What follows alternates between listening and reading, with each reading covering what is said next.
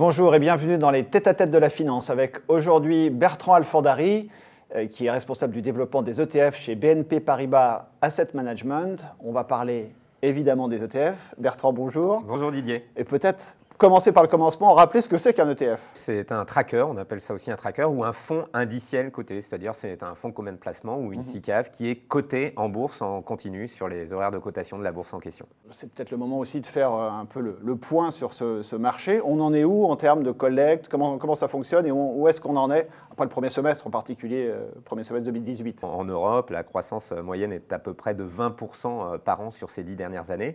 Et depuis le début d'année, on a une croissance supérieure à 3% sur les trackers en Europe et on est à 671 milliards d'euros d'encours en Europe. Tout le monde connaît les ETF actions. Est-ce que ça reste la dominante, la grande dominante? Oui, sur la collecte depuis le début de l'année, qui représente à peu près 30 milliards d'euros de collecte, on a un peu plus des 2/3 de cette collecte qui se dirige vers les ETF sur des indices actions. On a un quart sur des ETF obligataires, le reste étant sur des ETF matières premières.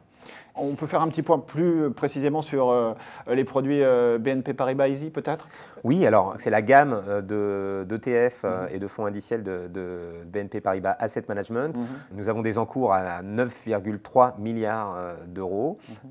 Donc ça c'est sur une activité en Europe. C'est une progression qui est assez forte puisqu'elle est quasiment de 15% depuis le début de l'année, quand le marché, lui, a progressé d'environ 3%.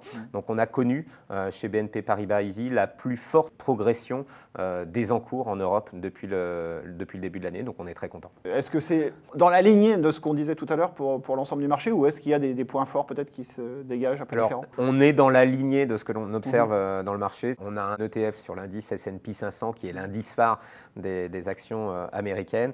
On a eu une collecte très forte sur les indices américains et sur le S&P 500.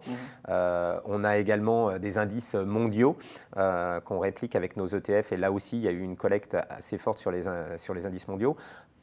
Pour l'instant assez faible sur le marché obligataire. En revanche, la tendance qu'on observe chez BNP Paribas Asset Management, c'est l'intérêt grandissant pour les stratégies sur l'investissement responsable ou des stratégies un peu plus thématiques comme celle du bas carbone, où là, on a vu plus que doubler l'encours de notre ETF sur le bas carbone. Merci beaucoup Bertrand. Merci Didier. Et à bientôt donc pour une prochaine émission des Tête-à-Tête de la finance.